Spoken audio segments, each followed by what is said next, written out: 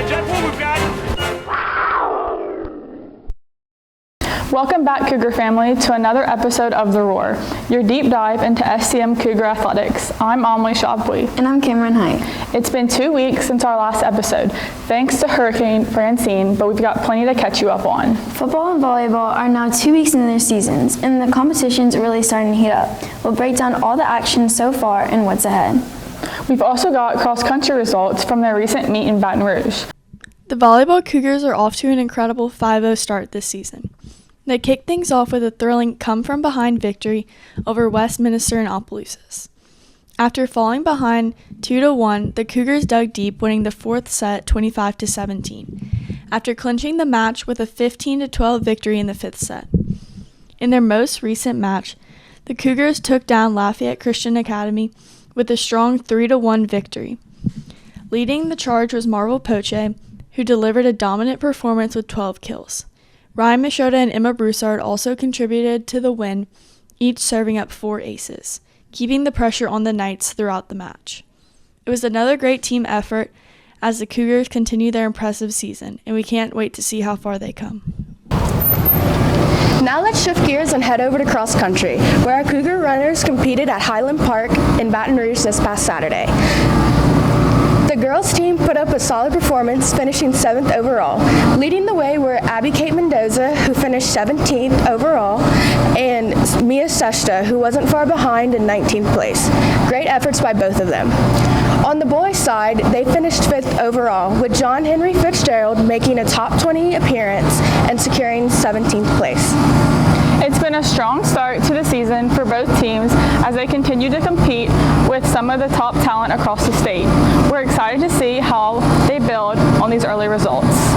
This weekend, the Cougars had a nail-biting showdown against the Catholic High Bears, ultimately falling just short with a score of 14-18. In the end, the Cougars had the ball in their hands, pushing towards a potential game-winning drive, but ultimately the time just slipped away. This past week, we caught up with the standout performance players. Gabe Mossick dominated on offense, racking up 189 yards and 2 touchdowns. Yes, we need to fix a lot of our blocking because in Carencro we missed a lot of assignments and it caused us not to have as many holes. And then against Catholic they had a more less aggressive defense, and then we flowed, and it caused our run game to have a lot more opportunities to get to the first level, to make it to the second level, to make bigger plays. While on defense, Asen Oye led the charge with an impressive 22 tackles. Brian Broussard also had an impressive interception while continuing to show us his defensive leadership. Every week we watch film and try to find any tendency that the other team has that'll give us an edge in the game, and we just watch countless hours of film. That's what we do every week. I would just say defense and offense works together, and whenever offense doesn't produce, we have to produce. And the defense just knows how to go against an offense that's good. Especially with 8 seniors this year, we know how to overcome adversity, and especially we need to this year, especially when our offense isn't scoring as much as they normally do. So we know that we have to stay strong and do what we need to do. Wide receiver Cade Wilkerson made his return from injury, showing his promise in performance and eagerness to contribute further.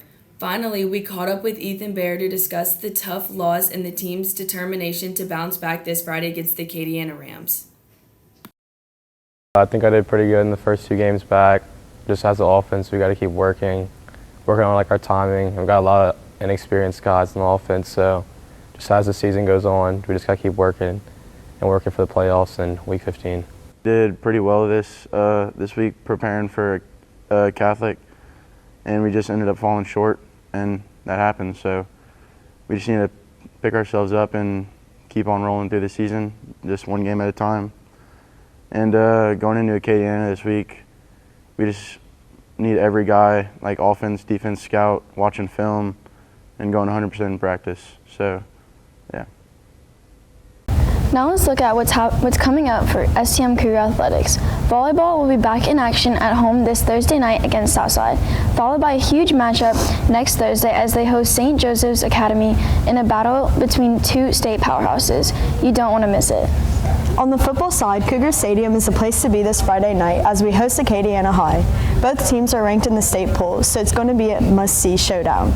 Be sure to pack the stands and cheer on our Cougars. And finally, swimming will compete in their second meet of the season next Tuesday, September 24th at the Earl J. Chris Pool here in Lafayette. Good luck to all our athletes in the pool.